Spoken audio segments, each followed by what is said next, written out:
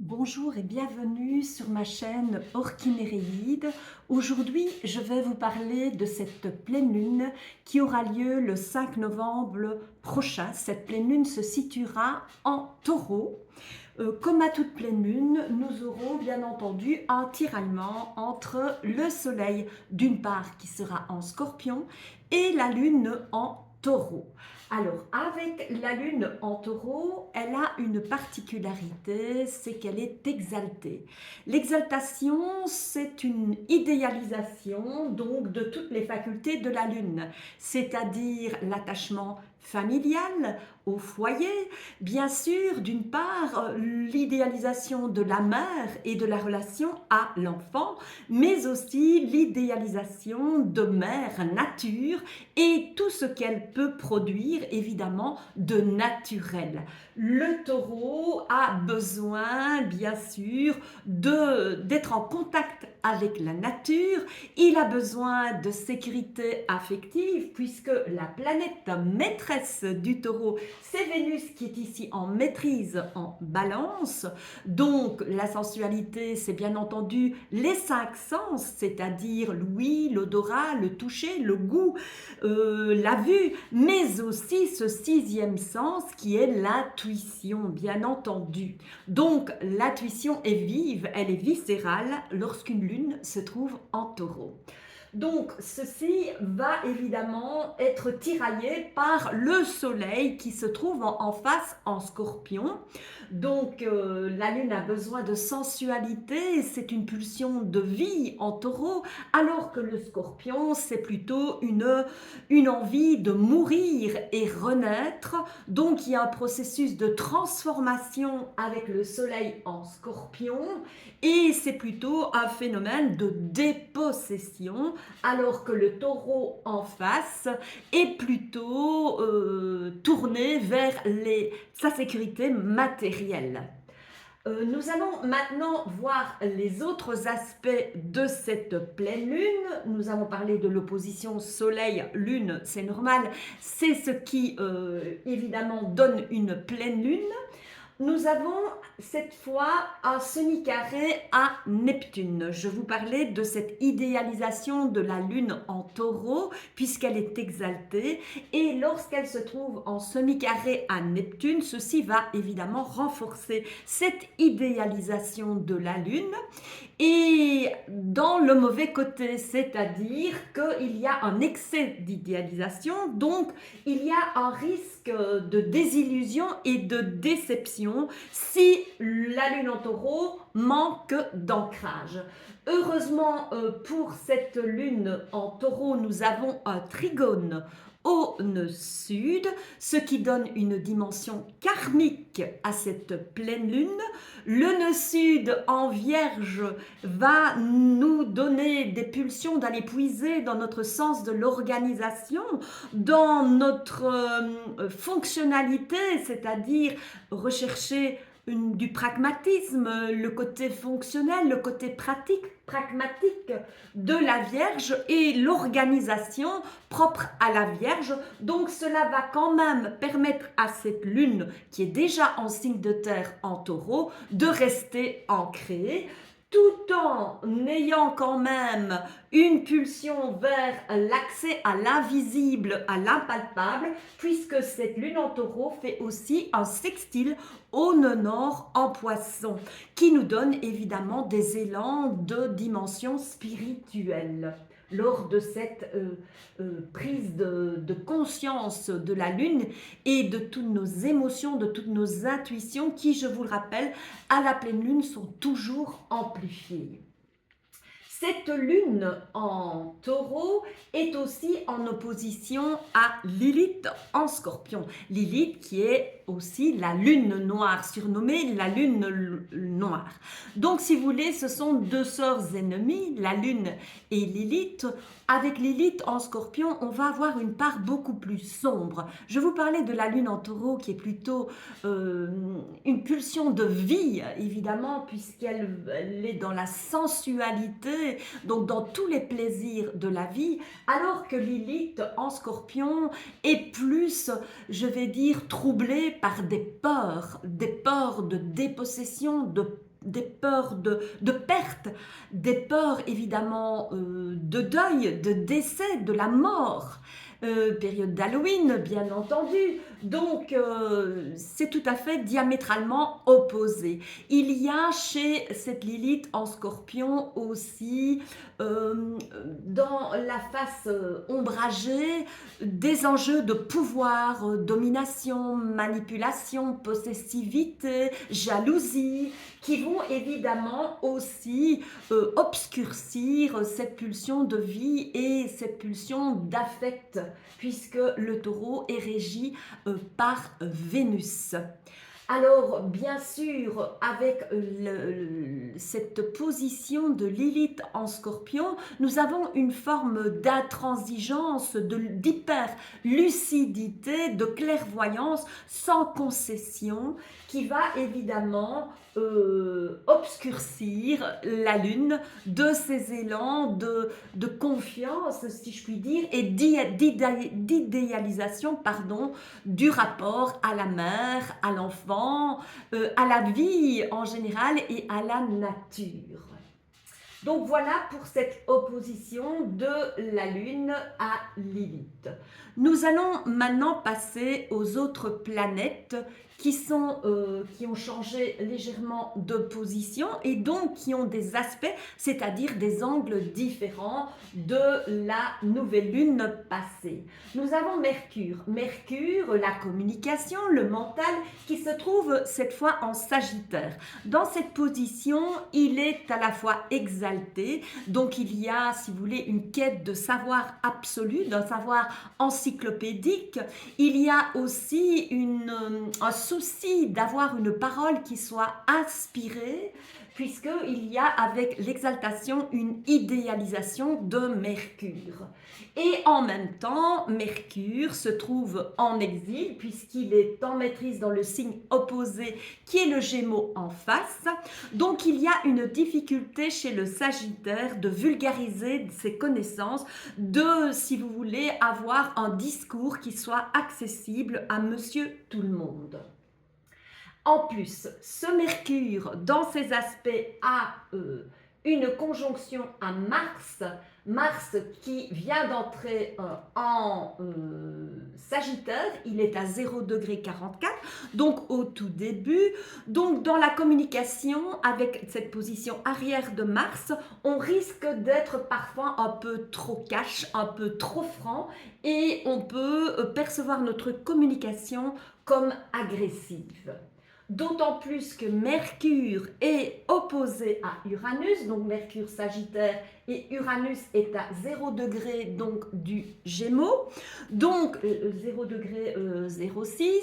Donc il y a évidemment une tension dans notre manière de parler et dans notre mental, une forme d'impatience à nous tourner évidemment vers l'avenir, avec une mentalité de rébellion, de contestation, un côté réformateur, qui va évidemment donner un côté évidemment beaucoup moins conciliant à notre communication, qui est déjà évidemment agressive à cause de la présence de Mars en arrière.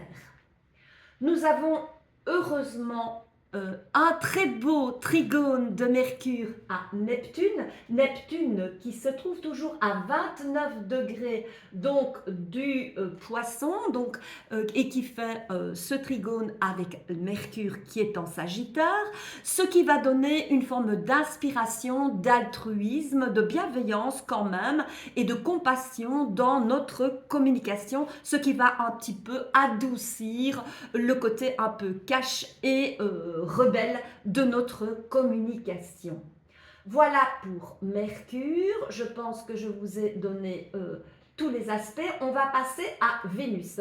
Vénus qui est à la fin de la balance, en maîtrise, donc il y a quand même un plein potentiel de beauté, de féminité, de douceur, d'affection et aussi d'union à l'autre, puisque la balance, c'est le binôme, le partenariat, le couple.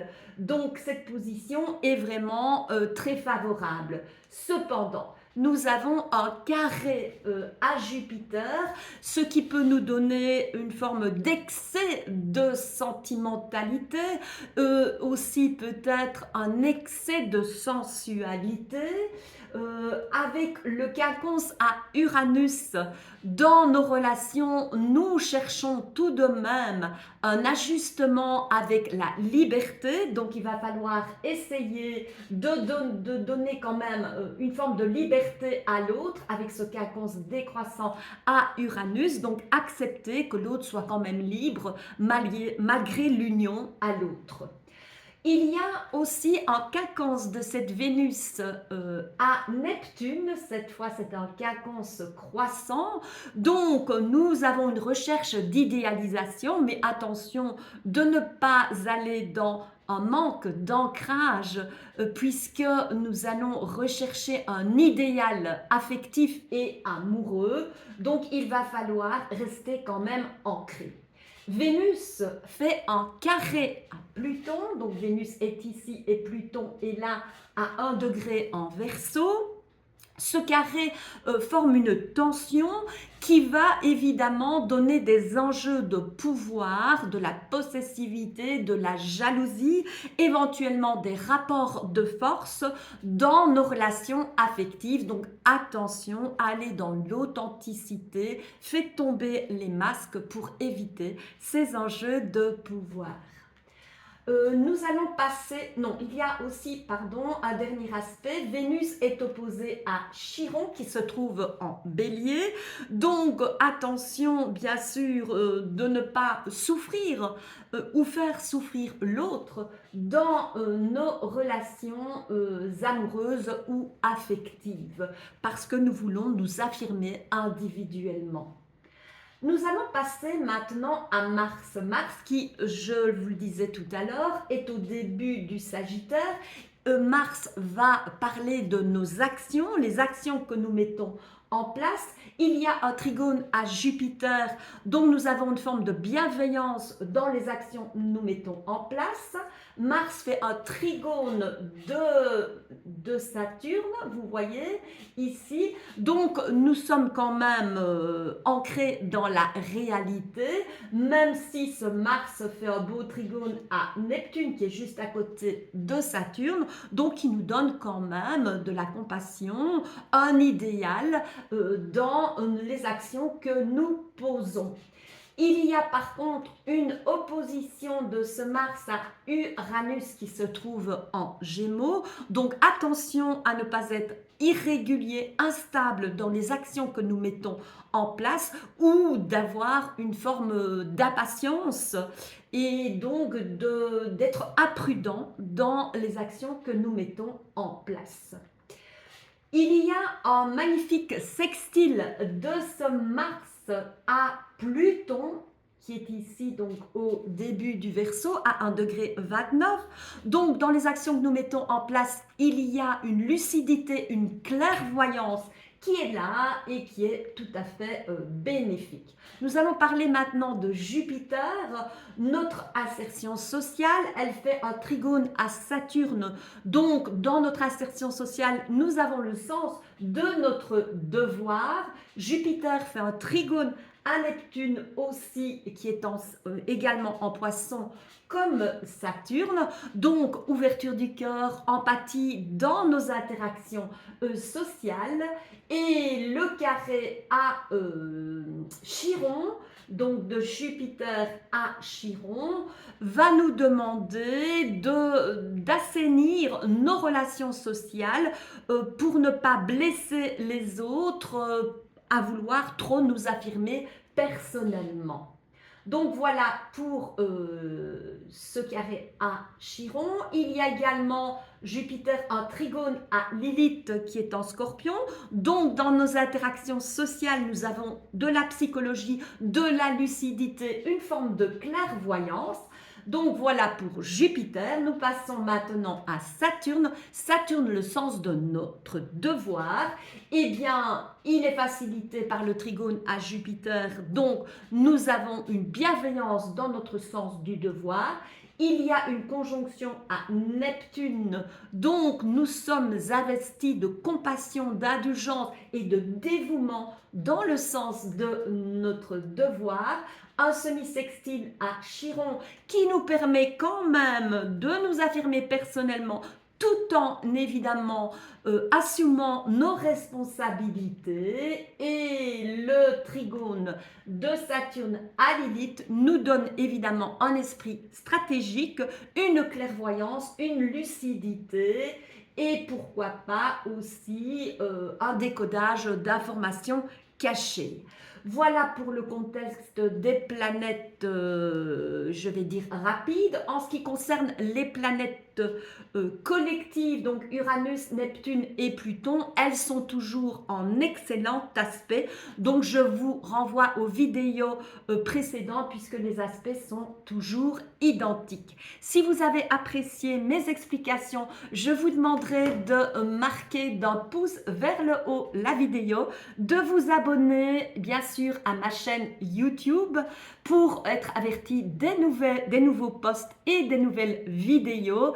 Et si vous avez envie d'approfondir cette analyse à un niveau purement individuel, eh bien rencontrez-moi en consultation sur le site orkinereid.com. Vous allez pouvoir prendre contact avec moi et pourquoi pas, si vous avez envie d'approfondir vos connaissances, vous pouvez toujours vous initier à l'astrologie ou approfondir par des cours d'astrologie particuliers ou collectifs. Et là aussi, je vous renvoie à mon site orkinereid.com.